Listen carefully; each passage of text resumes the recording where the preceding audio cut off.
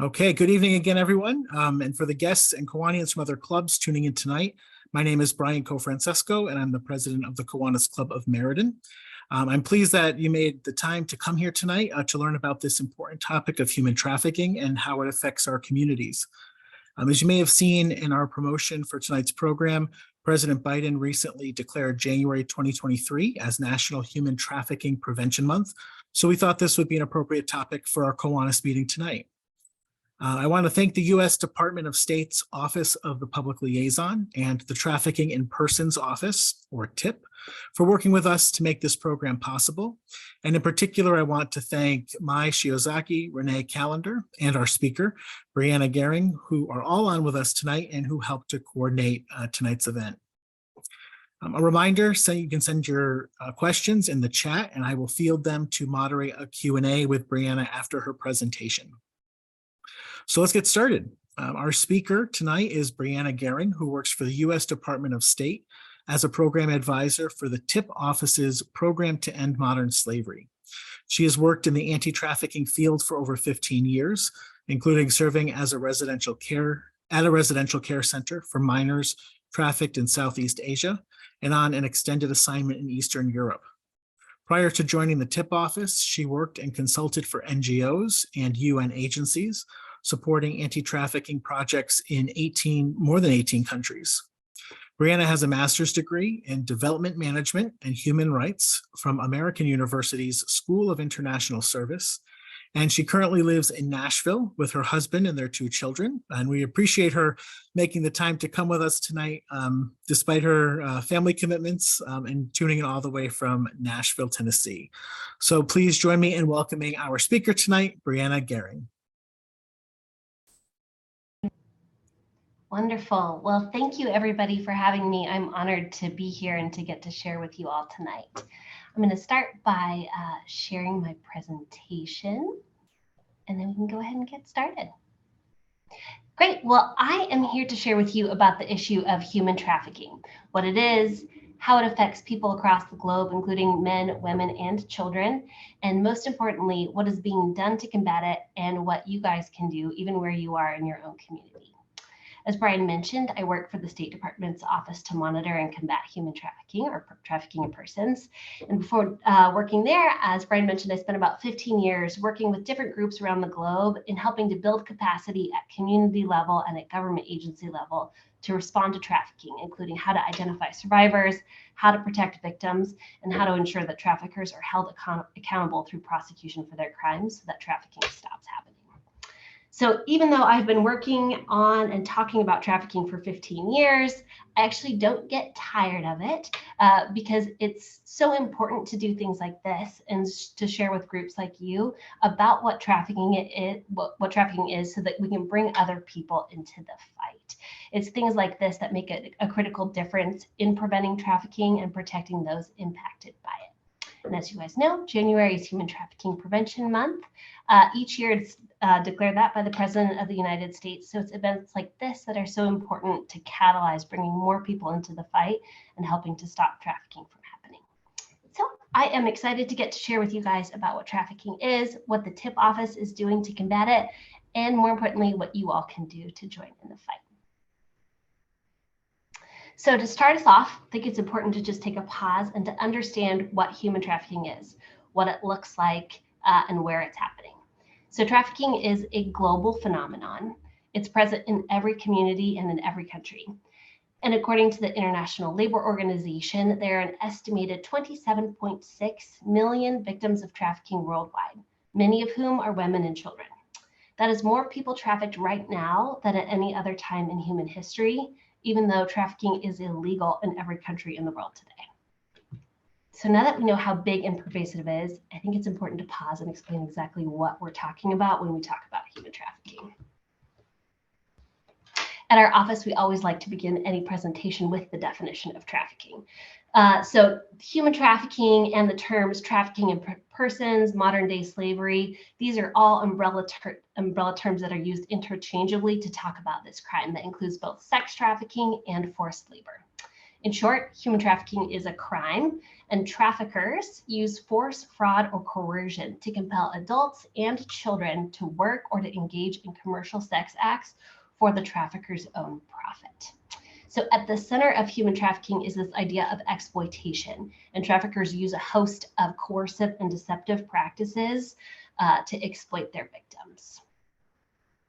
There's a number of different forms of human trafficking, including sex trafficking, which includes child sex trafficking, forced labor, including child forced labor, debt bondage, domestic servitude, and unlawful recruitment or use of child soldiers. These are all things that you've all probably seen and heard in the news, especially over the last 10 years.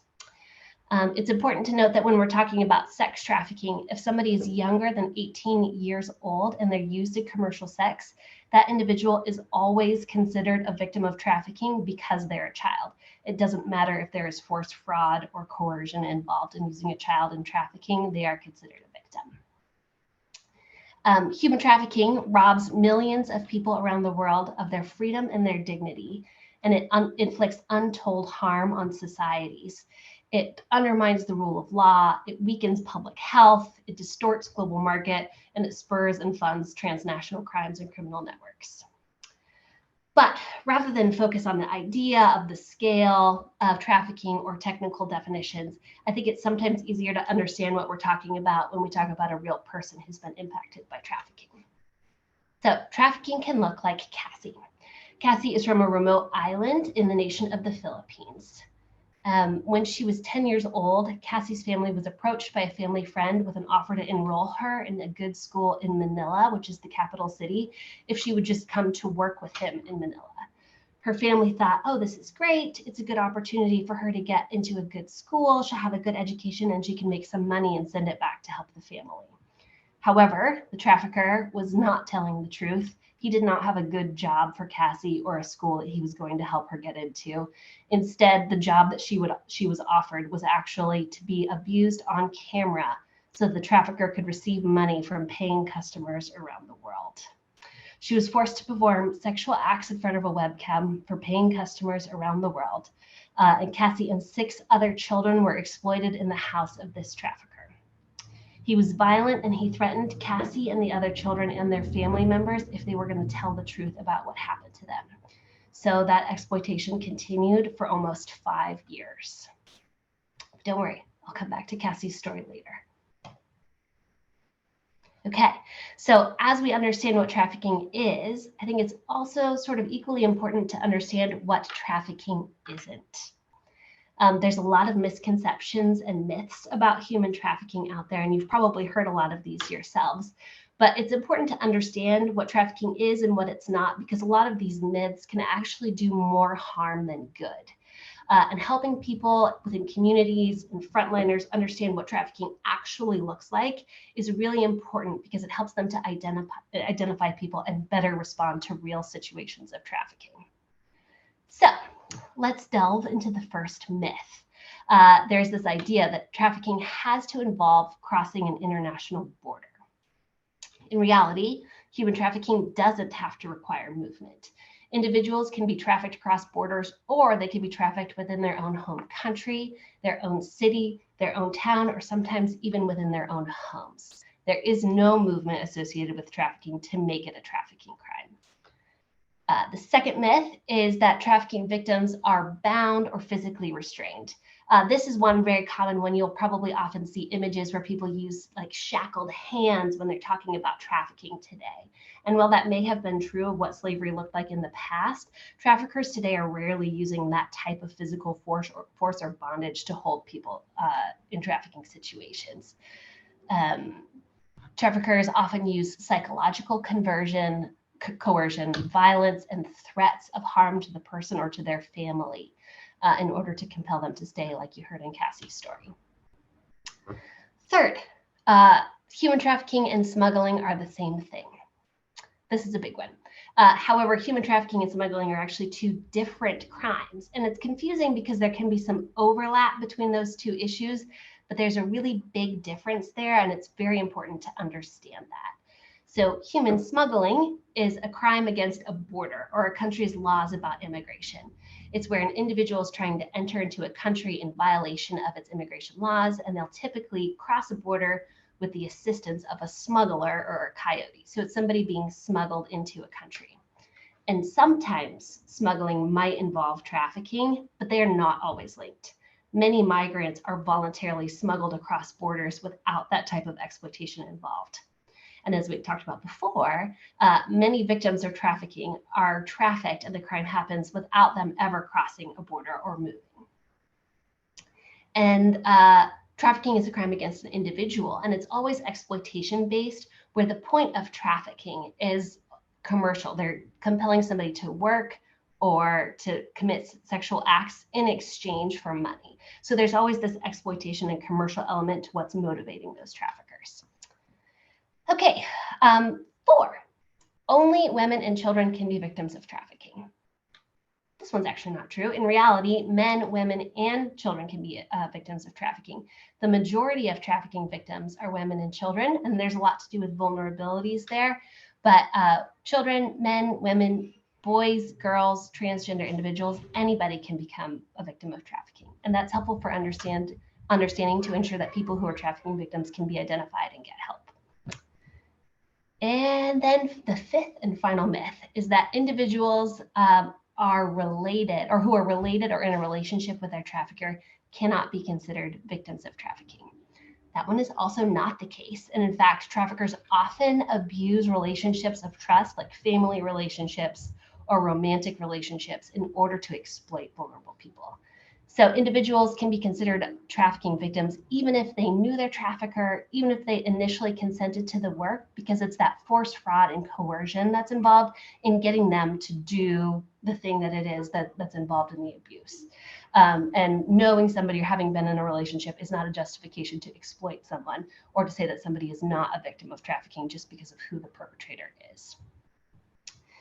In fact, in these types of situations where there's a family member involved or they're in a relationship, that type of manipulation is especially strong in those types of cases.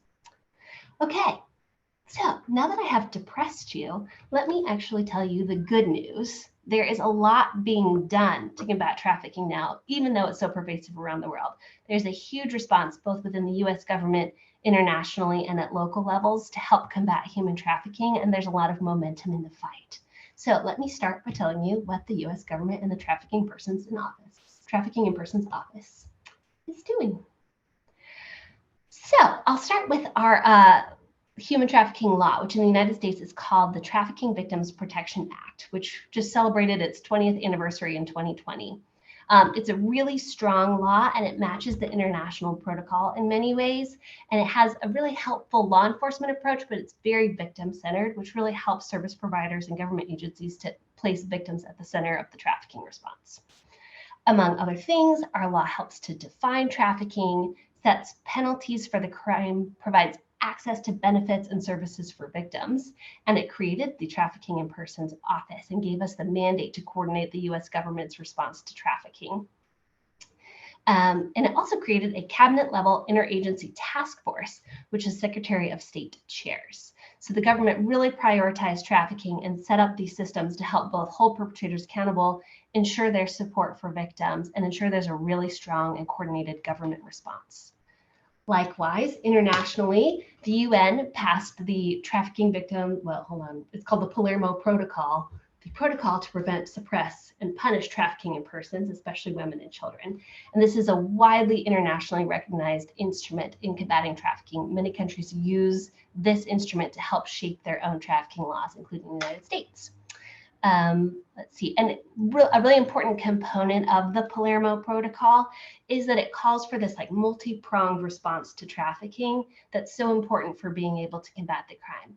So that within the trafficking world is known as the 3 Ps, which includes protecting survivors, preventing the crime, and prosecuting offenders.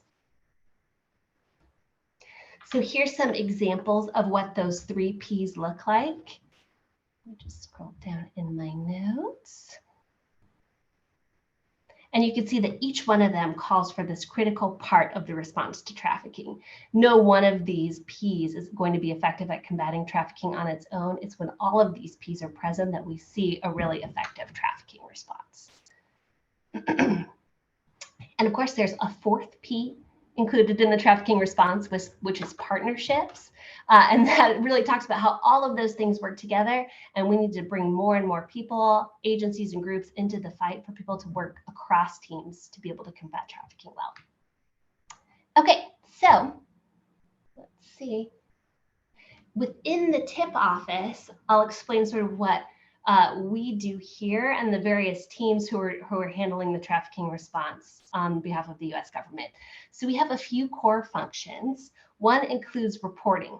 The Trafficking Victims Protection Act mandated that the TIP office creates an annual report each year on basically the state of each government's response to trafficking around the world. I'll talk about that in just a moment. So we produce this thing called the Annual Trafficking in Persons Report, the TIP report. We engage in diplomacy with foreign governments, international organizations, and others on the response to human trafficking. We provide foreign assistance, so we fund a lot of programs to combat human trafficking around the world, and I'm on the international programs team. We do outreach. We conduct outreach and engage in public diplomacy to raise awareness. And we emphasize the importance of including survivors and engaging with survivors to be victim-centered and trauma-informed, and to have survivors helping to lead the response against trafficking.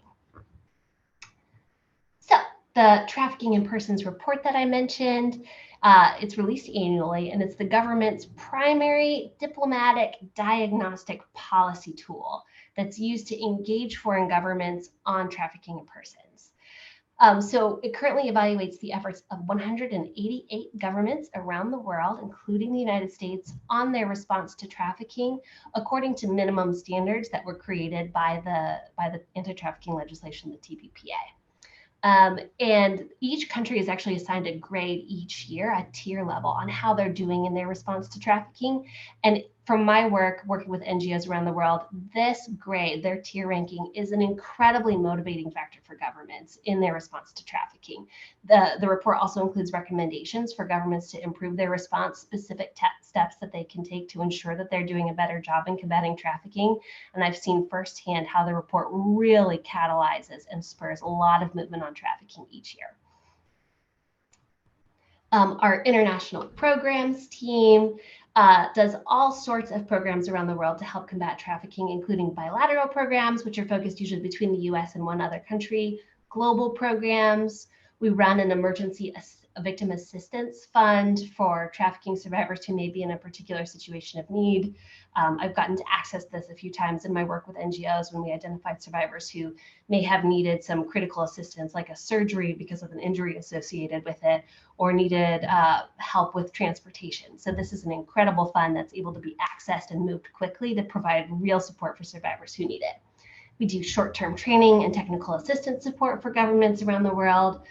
There's these child protection compacts, which are an agreement between the US government and a host government to really increase child protection, which is a very effective mechanism.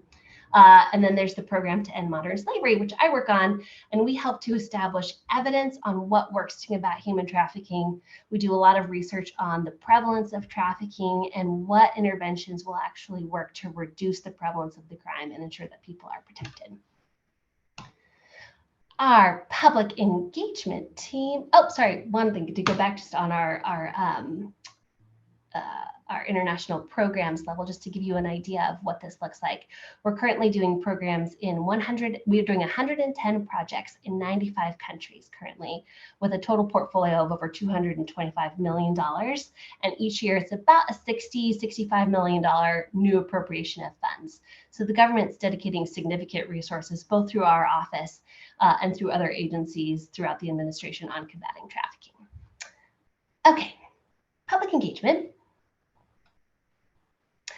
They work with the public, NGOs, faith-based organizations, private sector companies, and others to leverage people, expertise, and resources to further anti-trafficking efforts.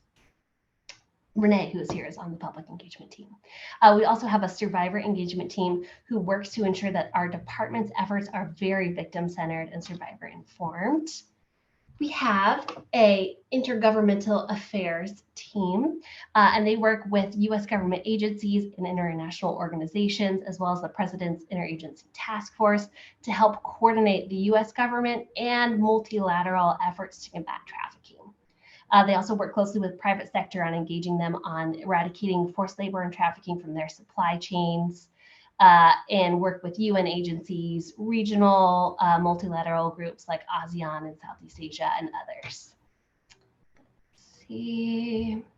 They also work with the President's Interagency Task Force, which I've mentioned a couple times, and that is comprised of 20 different federal agencies responding to trafficking and helps to coordinate the whole response. Okay, there is also the U.S. Advisory Council on Human Trafficking, which was established in 2015, and it's comprised of survivor leaders who are able to advise the U.S. government on our anti-trafficking policy and programs. We think this is such a valuable practice because we're really being able to emphasize the importance of survivor leadership and have the perspectives of those who've been impacted by trafficking themselves influencing government policy at the highest levels. Okay, just to know on human trafficking and supply chains, you've all probably heard over the last few years, there's been a lot of media attention on trafficking in supply chains around the world. It's been found in industries and commodities from almost every single supply chain. And so over the years, the TIP office has really increased our focus on helping to prevent forced labor in global supply chains because the US government spends over $600 billion a year itself in goods and services. So that translates into a lot of leverage for us and an ability to kind of help influence markets and prevent forced labor in global supply chains. So our team is heavily involved in trying to work on forced labor in supply chains. We also engage directly with corporations to help them leverage their influence and increase the amount of corporate responsibility, to have them engaging in their supply chains and kind of coordinate those efforts. We work with key business leaders to raise awareness on trafficking, advance the implementation of relevant guidelines and tools, and to lend expertise to different groups that are working together to combat trafficking in supply chains. So speaking of which, we worked with a group called Verite to develop a responsible sourcing tool, which I hope you guys will check out. And it helps federal contractors, procurement officials, and corporations understand the risks of trafficking in global supply chains and helps them to develop more effective systems to detect it, prevent it, and to combat and respond to trafficking when it's identified in the supply chain. So it has, let me click over there, sorry. Extensive research on 11 big sectors and then 43 specific commodities that are sort of known to be most at risk for trafficking or trafficking related activities, and then has 10 comprehensive risk management tools that are available to corporations and others interested in using it. So in addition to those general risk management tools, they have specific tools focused on seafood. I don't know if you've all been sort of following, especially around the last 7 years, there's been a lot of attention on slavery and trafficking impacting seafood supply chains around the world, food and beverage, and the private security sectors as well. So our team works with Verite to keep the platform online and current, and we hope that you guys will check it out. Okay. So those are some of the areas that the TIP office is engaging to combat trafficking. And I know you all will remember Cassie, who I shared about earlier. The reason we know Cassie's story is because while she was being exploited, law enforcement and a TIP office funded partner organization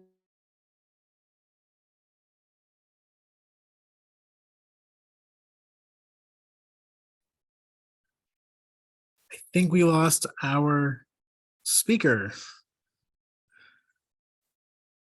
Give her just a minute to come back.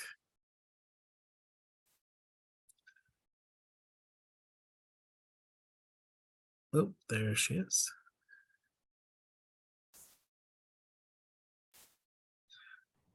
Okay. Well, sorry about that. I just got kicked out. Can you hear me again? You're good. Yep. I was just getting back to the great part, Cassie's story. Okay, well, back to Cassie's story. The reason why we at the TIP office know about Cassie and know her story is because when she was being exploited, a TIP office funded partner organization that works in the Philippines and law enforcement were able to identify her and were able to get her out of that trafficking situation.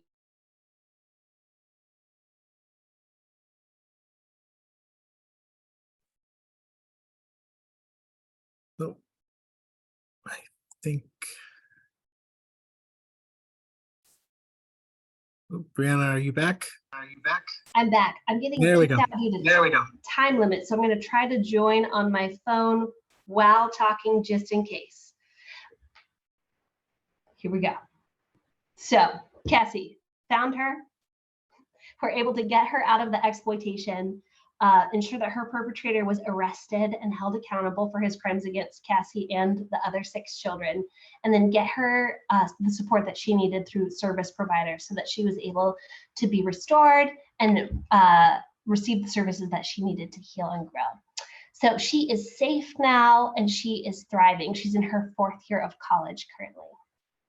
And she's given us permission to share her story so that people can better understand what human trafficking is and what it looks like for people to be impacted by it. In fact, she herself is a survivor advocate, and she raises awareness about human trafficking in schools in the Philippines to help keep other children safe. And she's been a speaker at conferences, including here in the United States. I'm going to try to screen share my presentation.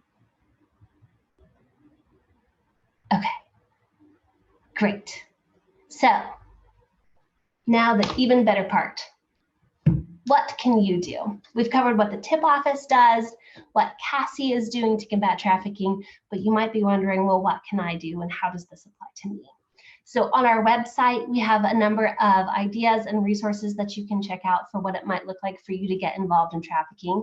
And I have just a few of those to share today before we get into questions. So you can learn what the indicators of human trafficking are so that if you were to come across a situation of somebody who might be a victim of trafficking, you might be able to identify it and refer it for law enforcement to follow up on.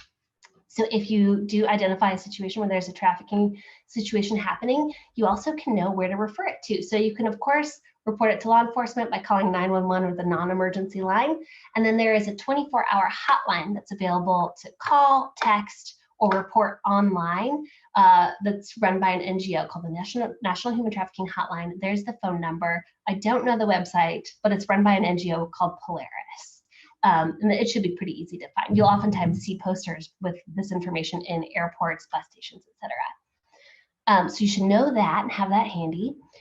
You can volunteer and support anti-trafficking efforts that are happening in your own community using the skills that you have. Almost everybody has a way that they can contribute to this. You can host an awareness raising event to watch a film or discuss it, a documentary, find ways to fundraise for organizations, talk about how human trafficking impacts supply chains. Just bring those around you into the fight as well. You can organize a fundraiser, donate the proceeds to an anti-trafficking organization. You can get involved in writing to your local, state, or federal representatives to let them know that you really care about trafficking issues and ask them what they're doing to address it to ensure that they're supporting anti-trafficking efforts and legislation. You can be a conscientious and informed consumer. This is a thing that's happening a lot more and I think is really helpful as your average person kind of considers the supply chains of the items that they're buying and understand the impacts of those things. So I recommend checking out our responsible sourcing tool if you want to learn more about that. If you have a business, you could consider providing jobs or internships or skills training or other types of opportunities to survivors of trafficking. If you're a student, you can encourage your school to take on an anti-trafficking curriculum or host an event for trafficking awareness within the school and community. As a parent educator or school administrator, you could be aware of how traffickers target school-age children so that you can be aware of that and ensure that others within the school are aware of indicators to look for so that children can be protected if they might be at risk. Let's see. There's all sorts of different things. We could go on and on, but I will pause there because I feel like I have given you so much information and potential action steps, but I want to stop and hear from you all on what questions you have, ideas you have, etc. I know everybody has like a different role that they could play in combating trafficking. So I hope each of you has ideas of what you can do and steps that you'll take, but I am happy to answer any questions you guys have, and I'm excited to open this up to be a discussion and hear your thoughts. Well, thank you so much, Brianna. There was so much good information in there. And thanks as well to your colleagues from the tip office who've been sharing those links in the chat. So be sure, if you're interested in those links as well as the recording, to hit the little dot, dot, dot next to the chat, and you can save the chat so you have access to all that information after we adjourn this meeting. So I'm going to start with some of the questions that came in pre-submitted. And one of them was, how often does law enforcement connect missing people to human trafficking? Great. So law enforcement, both in the United States and around the world, are to varying degrees growing very aware of human trafficking and more connected in how they coordinate that response. I don't know if you guys are aware of the NGO NECMEC, or the National Center for Missing and Exploited Children, but they work very closely with law enforcement on helping to identify children who are reported missing. On that, there's another myth on human trafficking that I thought might be helpful to highlight here. I think people have this concept of traffickers just kidnapping children out of their front yards. And so there's a lot of fear about my children being trafficked or what trafficking can look like. And while it's certainly possible and probably has happened that a trafficker might just snatch a child out of their yard, what's more common is traffickers are really trying to prey on existing vulnerabilities. They are not looking for targets who are going to cause a lot of problems in terms of like a massive manhunt. They're looking for people who are already marginalized. I'm not doing the best job of explaining this, but it's most often people who have existing layers of vulnerability, lack strong social support, and might be overlooked, who they're easier just to prey on. So they're looking for vulnerabilities like poverty, existing prior abuse, homelessness, things like that just make it easier to target somebody. Yeah, I think that's a helpful explanation there, but traffickers are really looking to be able to find somebody, manipulate them, bring them into a trafficking situation that way without launching a large-scale manhunt, if that's helpful. You know, the movie Taken, that I think everybody thinks of with trafficking with Liam Neeson from the early 2000s. And I think that movie caused a lot of fear and a lot of misconception about what trafficking really can look like. Thank you for that answer. We appreciate that. Do you happen to have any information about human trafficking cases or how pervasive it might be in Connecticut? Oh, yes, I actually did look that up for you guys. So there's a few different, and this is one of the issues in the trafficking field, is the data is not well organized on trafficking, both at state level, federal level. There's different groups who are receiving tips. So it's sort of spread everywhere, but a few different sources gave me different information. The Connecticut Department of Children and Families in 2021 received 241 reports of trafficking. And they actually have a website with a lot of helpful information for parents and caregivers on trafficking that I recommend checking out. The National Human Trafficking Hotline that I mentioned earlier received 170 signals of trafficking reports coming from Connecticut in 2021, which led to 51 cases being identified and 66 victims of trafficking being identified. So it definitely is occurring in Connecticut, as well as in every state in the United States. Thank you very much. Let's see what would be another one to ask. I'm surprised to see that the Trafficking Victims Protection Act dates to 2000. I've only just recently learned of the term human trafficking. How long has that term been used? Oh, that's a great question. I don't know how long the term trafficking has been used. The Trafficking Victims Protection Act and the Palermo Protocol, the UN protocol on trafficking, were both passed, I believe, in the year 2000. And I think the anti-trafficking response was sort of growing in the late 90s, but trafficking was certainly happening. It's just that there wasn't as much awareness of what it looked like, and people weren't kind of coming together to identify the trends and that this is a crime that needed to be like labeled its own thing with legislation and this coordinated response to it. I also have two colleagues here who, if they know the information, they are welcome to hop in and say when they know when trafficking was coined. Thank you. And I know there are some questions that have been coming in the chat, particularly related to the signs and indicators of human trafficking. And so I think Maya was going to suggest that Renee share the fact sheet. Along the Yes. lines of the signs, you mentioned the different skills that everyone could bring to help a local organization. Can you talk a little bit more about what everyday people might be able to do as volunteers for some of these local anti-trafficking groups? Okay, so there's the three P's of trafficking. There's prevention, there's protection, and there's prosecution. Prosecution involves a lot more specialized expertise. There's law enforcement, there's prosecutors, there's victim services advocates that kind of have to do that more technical response side of it. But on the prevention and the protection side, there's a lot of opportunities to get involved. And I didn't actually look up the NGOs that are active in Connecticut specifically, but there's a lot of NGOs, especially on the protection side, that are providing services for survivors, doing vocational training. So depending on what your line of work is, you might be able to get involved in providing vocational training. Oftentimes there's shelters that need supplies to provide to survivors, both sort of in that initial period when they're able to be removed from the situation of exploitation. They have like very basic needs, hygiene, clothing, things like that, all the way through maybe if they have like a transitional housing program, they might need furniture, things like that. I'm trying to think of what others can do. There's all sorts of, on the prevention side, awareness raising is really important. There's a lot of different ways to get involved with that. There's NGOs that sort of do different types of campaigns. So you could look up what you're interested in terms of what the response is in NGOs and get involved. I know there's one called December that happens each year in the month of December where advocates sign up to wear a dress every day for the month of December. And through that, they have a fundraising campaign that goes to this organization, and then they provide grants to anti-trafficking NGOs. And there's organizations that organize like walks and marathons, all sorts of different ways to get involved. So it sort of depends on what your skills are and what your interests are, but there's all sorts of ways to plug in. Excellent, thank you. And it's great to hear there's such a variety of ways, depending on what time everyone has and what, like you said, what skills and what everyone brings to the table. I think I'll ask one more question. This is one that was pre-submitted. Can you talk about how often cases of human trafficking are related to someone who's working alone to traffic someone, or versus like through a network of traffickers, how that works, and any data on that? I can, and Maya and Renee can feel free to hop in if there's an official sort of response on this from the department, but from my experience working with law enforcement around the world, there is this sort of conception that there are always these like vast, organized, highly violent criminal networks working to exploit people and traffic them across borders.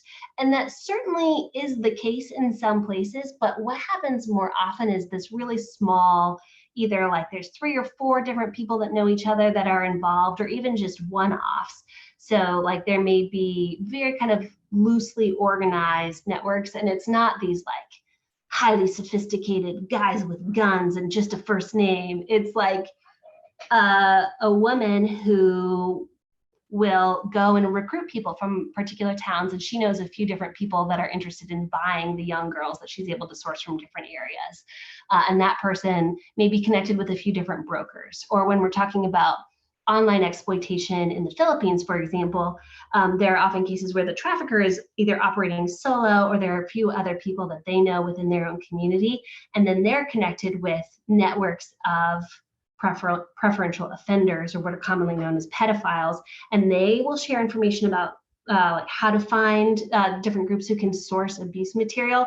But it's much less on a global scale. It's much less organized transnational criminal networks, and more traffickers who are loosely connected, just looking to take advantage of an opportunity to exploit people to make money. Thank you so much for answering that one. But that actually is sorry, just to go forward on that, it's actually a good thing, because it means human trafficking isn't as highly sophisticated and organized as we think it is, and that the response to trafficking therefore doesn't require a super sophisticated law enforcement response, which it sometimes does. But honestly, traffickers aren't these hardened criminals in the way that we think they are. And when you're able to identify and arrest and prosecute 1 or 2 traffickers, others will hear and actually sort of drop out of trafficking because the risks grow. So there is a lot more ability to impact the prevalence of trafficking and the impunity that traffickers kind of feel when it's not these highly organized networks.